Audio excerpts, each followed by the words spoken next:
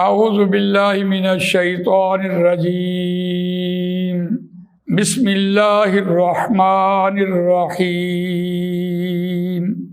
الذین آتیناہم الکتاب یعرفونہ کما یعرفون ابناءہم وَإِنَّ فَرِيقًا مِّنْهُمْ لَيَكْتُمُونَ الْحَقَّ وَهُمْ يَعْلَمُونَ آمنت باللہ صدق اللہ العظیم۔ سورہ بقرہ آیت نمبر 146 آپ کے سامنے تلاوت کی ہے، اور یہ دوسرے پارے کا پہلا رکوع زیر مطالعہ ہے، اور اس رکوع کا مضمون خاص طور پر امت مسلمہ کو بنانے کے بعد اس کو فرض منصبی سمجھایا، اور پہلا ٹاسک دیا کہ تم نے خانہ کعبہ جو قبلہ ہے اپنی سمت کو نہیں چھوڑنا، اور نہیں چھوڑا۔ تو اس آیت میں دیکھیے ایک محاورہ بھی استعمال ہوا ہے، روان ترجمہ سنتے ہیں۔ وہ لوگ جن کو دی ہم نے کتاب، الذین آتیناہم الکتاب یعرفونہ کما یعرفون ابناءہم، وہ آپ کو پہچانتے ہیں جیسا کہ یعرفون ابناءہم، وہ پہچانتے ہیں اپنے بیٹوں کو، وہ آپ کو ایسے پہچانتے ہیں۔ نبی اکرم صلی اللہ علیہ وسلم یہ مشرکین مکہ کے بیٹے تو نہیں تھے، اور نہ ان میں سے ان کا کوئی باپ تھا، اور یہ پہچاننا کیسا؟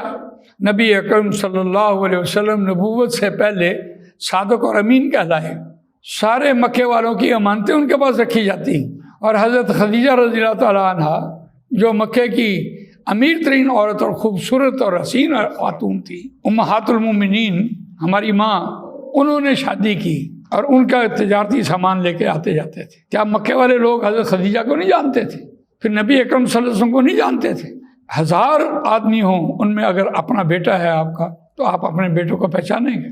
یہ محاورہ ہے کہ وہ نبی اکرم صلی اللہ علیہ وسلم کو ایسے پہچانتے تھے جیسے وہ اپنے بیٹوں کو پہچانتے ہیں۔ الذین آتیناہم الکتاب یعرفونہ کما یعرفون ابناءہم وَإِنَّ فَرِيقًا مِّنْهُمْ لَيَكْتُمُونَ الْحَقَّ وَهُمْ يَعْلَمُونَ، اور بے شک ان میں سے ایک گروہ ایسا ہے، لَيَكْتُمُونَ الْحَقَّ، البتہ وہ حق کو چھپاتے ہیں، وَهُمْ يَعْلَمُونَ، اور وہ جانتے بوجھتے حق کو اس طرح کرتے ہیں۔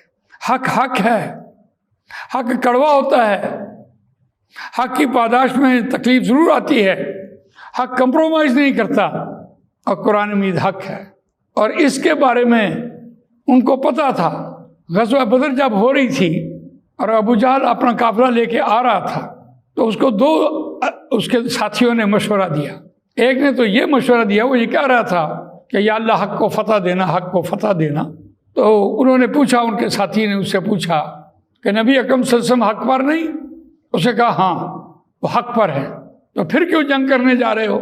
اس نے کہا کہ نبی اکرم صلی اللہ علیہ وسلم نے ہمارا خاندانی نظام توڑ دیا ہے، آج چچا بھتیجے کے سامنے، باپ بیٹے کے سامنے، ماموں بھانجے کے سامنے آ گیا۔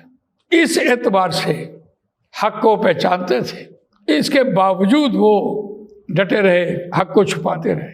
یہ مشرکین مکہ کا حال تھا، اور یہود اور عیسائیوں کا بھی یہی حال تھا کہ ان کو پتہ تھا یہ حق ہے، حق کو چھپاتے ہیں۔